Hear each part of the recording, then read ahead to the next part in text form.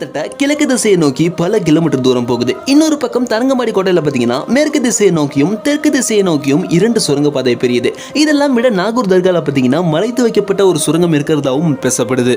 இந்த தகவலை வச்சு பார்க்கும்பொழுது தஞ்சாவூர் கோயில்ல இருந்து 100 கிலோமீட்டர் தூரத்துல உள்ள தரங்கம்பாடி கோட்டைக்கு ஒரு சுரங்கமும் அங்கிருந்து 30 கிலோமீட்டர் தூரத்துல நாகூர் தர்காக்கு ஒரு சுரங்கமும் அப்படின்னு ஒரு எல் ஷேப்ல தமிழ்நாட்டிலேயே ஒரு மிகப்பெரிய சுரங்கமா இருந்திருக்கு. அது எப்படி தஞ்சாவூர் கோயில் 1000 வருஷத்துக்கு முன்னாடி கட்டினது தான், இதுவே தரங்கம்பாடி கோட்டையும் நாகூர் தர்காவும் 500 வருஷத்துக்கு முன்னாடி கட்டினது தானே, இதுக்கு நடுவுல எப்படி சுரங்கம் வந்தது அப்படிங்கிற ஒரு கேள்வி உங்களுக்கு இருக்கும். இந்த சுரங்கம் உண்மையிலேயே இப்ப இருக்கா, அது எப்படி இருக்கும், எதனால கட்டப்பட்டது, எப்படி கட்டப்பட்டது, இந்த எல்லா விஷயத்தையும் இந்த வீடியோல பதிலா பார்ப்போம். இந்த வீடியோ பயங்கர மிஸ்டீரியஸா இருக்க போது, சோ இந்த வீடியோக்கு ஒரு லைக் மட்டும் பண்ணி ஸ்கிப் பண்ணாம கடைசி வரையும் பாருங்க. Welcome to Iyer Tamil. ராஜராஜ சோழன் 1000 வருஷத்துக்கு முன்னாடி தஞ்சாவூர் கோயிலை கட்டின பிறகு கோயிலுக்கு கீழே ஒரு சுரங்கத்தை போடுறாரு. அந்த சுரங்க பாதையை பார்த்தீங்கன்னா கிட்டத்தட்ட 40 கிலோமீட்டர் தூரம் வரையும் தோண்டப்பட்டு அரியலூர்ல இருக்கிற கங்கை கொண்ட சோழபுரம் கோயில் வரையும் போடப்பட்டிருக்கு. இதுவரையும் நமக்கு எல்லாத்துக்கும் தெரிஞ்சதுதான். ஆனா இங்கிருந்து, அதாவது கங்கை கொண்ட சோழபுரத்துல இருந்து ஒரு சுரங்கம் கிளம்பி தரங்கம்பாடி வரையும் போகுது அப்படின்னு சொன்னா உங்களால் நம்ப முடியுதா?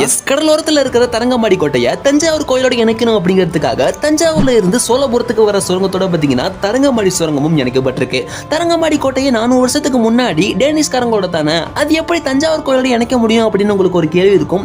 தரங்கம்பாடி கோட்டை டேனிஷ்காரங்களோட தான். ஆனா அது அவங்க 1624ல காசு கொடுத்து வாங்கினது. உண்மையிலேயே 1600கள்ல தரங்கம்பாடி கோட்டையை கட்டினது பாத்தீங்கன்னா தஞ்சாவூர் நாயக்கர்கள்ங்க. சோ இவங்க தான் தரங்கம்பாடி கோட்டையை தஞ்சாவூர் கோயிலோட இணைக்கணும் அப்படின்னு கோட்டையுடைய கட்டுமான பணி நடந்துட்டு இருக்கும் பொழுது சுரங்கத்துடைய தோண்டும் பணியும் ஆரம்பிச்சிருக்காங்க. இது ஒரு பக்கம் இருக்க, தரங்கம்பாடி கோட்டையில இருந்து நாகூர் தர்கா வரையும் ஒரு சுரங்கம் இருக்கிறதா உள்ளூர் மக்களால் சொல்லப்படுது. தரங்கம்பாடி கோட்டை தஞ்சாவூர் நாயக்கர்களால் கட்டப்பட்டது சரி, ஆனா தஞ்சாவூர் சுரங்கம் சோழபுரத்தை தாண்டி தரங்கம்பாடி கோட்டையும் தாண்டி நாகூர் தர்கா வரையும் வரதுக்கு என்ன காரணம் அப்படின்னு உங்களுக்கு ஒரு சந்தேகம் இருக்கும். நாகூர் தர்கா கட்ட ஆரம்பிச்சது 1500ஆம் வருடமா இருந்தாலும் 1700ல தான் அதை விரிவுபடுத்தி கட்டியிருக்காங்க. அதுலயும் அங்குள்ள 4 மினாராக்களையும் கட்டி கொடுத்து ஒரு மிகப்பெரிய 131 அடி மினாராவையும் கட்டி கொடுத்தது யாரு அப்படின்னு பாத்தீங்கன்னா 1739ல தஞ்சாவூர் ஆட்சி செஞ்ச மராட்டிய ஆட்சியாளர் பிரதாப் சிங். சோ இவரு தான் எதிர்காலத்துல எதிரிகளுடைய படையெடுப்பை பார்க்கறதுக்கு வசதியா இருக்கும் அப்படின்னு நாகூர் தர்காக்கு பாத்தீங்கன்னா 131 அடியில பெரிய மினாரா கோபுரத்தை கட்டி கொடுத்திருக்காரு.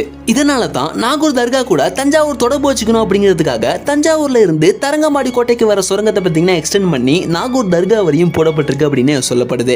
அந்த காலத்துல தஞ்சாவூர் ஆட்சி செஞ்ச எல்லா அரசர்களும் தன்னை சுற்றி உள்ள எல்லா முக்கியமான பகுதிகளும் கூட தொடர்புலையே இருக்கணும் அப்படின்னு நினைச்சிருக்காங்க போல. கடலோரத்தை கண்காணிக்க தரங்கம்பாடி கோட்டை, உயரமான பகுதிகளை கண்காணிக்க நாகூர் தர்கா அப்படின்னு இந்த 2 இடங்களும் சுரங்கப்பாதை மூலமா பார்த்தீங்கன்னா சோழபுரத்தை தாண்டி தஞ்சாவூர் கோயில் வரையும் இருந்திருக்கு. இந்த மொத்த சுரங்கமும் கிட்டத்தட்ட தஞ்சாவூர் கோயில ஆரம்பிச்சு நாகூர் தர்கா வரையும் 100ல இருந்து 150 கிலோமீட்டர் தூரம் வரையும் போடப்பட்டிருக்கு. இந்த சுரங்கம் பல கிலோமீட்டர் தூரம் போறதுனால உள்ள போக போக பாத்தீங்கன்னா வெளிச்சமும் கிடைக்காது, சுவாசிக்க ஆக்சிஜன் கிடைக்காது. இதுக்காக அவங்க யூஸ் பண்ண சிம்பிளான ஐடியா என்ன அப்படின்னு பாருங்க. சுரங்கத்துக்குள்ள ஒவ்வொரு 100 மீட்டருக்கு ஒரு முறை பாத்தீங்கன்னா பக்கவாட்டுல ஒரு விளக்கு வைக்கிற மாதிரி சின்ன குழி தோண்டி இருக்காங்க. அதுக்குள்ள நம்ம வெளிச்சத்துக்காக தீப்பந்தத்தையும் வைக்கலாம். அதுக்கு மேல மூங்கிலால செய்யப்பட்ட ஒரு குழாயை கனெக்ட் பண்ணிருக்காங்க. அந்த குழாய் பாத்தீங்கன்னா மண்ணுக்கு மேல போய் பூமிக்கு மேல உள்ள ஆக்சிஜனை இழுத்து சுரங்கத்துக்குள்ள கொண்டு விடும். இது மட்டும் இல்லாம பல ஆறுகள், பல நதிகளுக்கு கீழேயும் இந்த சுரங்கம் போகுது. அந்த காலத்துல எப்படி தண்ணிக்கு கீழே சுரங்கம் போட்டிருப்பாங்க அப்படின்னா அதுக்கும் ஒரு ஐடியா யூஸ் பண்ணிருக்காங்க. ஆற்று தண்ணிக்கு கீழே சுரங்கம் தோண்டும் பொழுது ஒவ்வொரு 2 மீட்டருக்கும் நடுவுல மிகப்பெரிய மரத்தண்டுகளை வெயிட்ட தாங்கிறதுக்காக சுற்றிலும் பதிச்சு அஸ்திவார தூண்களா பயன்படுத்திருக்காங்க. தண்ணி ஒழுகி சுரங்கத்துக்குள்ள வந்துடக்கூடாது அப்படிங்கிறதுக்காக தலைக்கு மேல பாத்தீங்கன்னா களிமண்ணை பூசி வச்சிருக்காங்க.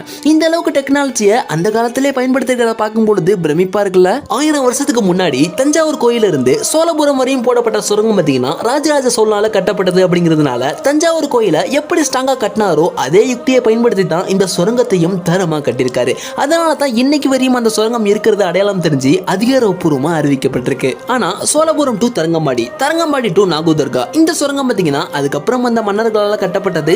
ராஜராஜ சோழன் கட்டின சுரங்கம் மாதிரி இல்லாம ரொம்பவே சாதாரண முறையில் இந்த சுரங்கத்தை கட்டியிருக்காங்க. இதுல தரங்கம்பாடி நாகூர் இரண்டுமே பார்த்தீங்கன்னா கடலோர பகுதிகள் வேற. கடல் உப்பு தண்ணி அதிகமா அரிக்கக்கூடிய இடம். இதனாலேயே இந்த சுரங்கம் அடையாளமே தெரியாத அளவுக்கு கம்ப்ளீட்டா மண்ணுக்குள்ளே புதைஞ்சு போயிருக்கு. கங்கை கொண்ட சோழபுரத்தோட தஞ்சாவூர் சுரங்கம் முடிஞ்சு போகல. தரங்கம்பாடி கோட்டையும் தாண்டி நாகூர் தர்கா வரையும் தஞ்சாவூர் சுரங்கம் வருது அப்படின்னு இன்னைக்கு வரையும் எந்தவித அதிகாரப்பூர்வ அறிவிப்பும் அறிவிக்கப்படல. காரணம் சோழபுரத்துல இருந்து நாகூர் தர்கா வரையும் போடப்பட்ட அந்த ஒரு சுரங்கம் இப்போ முழுமையா அழிஞ்சு போயிருச்சுங்க. இந்த ஒரு சுரங்கம் மட்டும் இப்ப இருந்தது அப்படின்னா தஞ்சாவூர்ல இருந்து நாகூர் வரையும் 100 கிலோமீட்டர் டிஸ்டன்ஸ்ல உலகத்திலேயே ஒரு மிகப்பெரிய சுரங்கமா அறிவிக்கப்பட்டிருக்கும். இந்த வீடியோ பத்தி உங்களுடைய கருத்து என்ன அப்படின்னு மறக்காம கீழே கமெண்ட்ல சொல்லுங்க. இந்த வீடியோக்கு ஒரு லைக் பண்ணி நம்ம சேனலுக்கும் சப்ஸ்கிரைப் பண்ணி சப்போர்ட் பண்ணுங்க. See you, bye bye.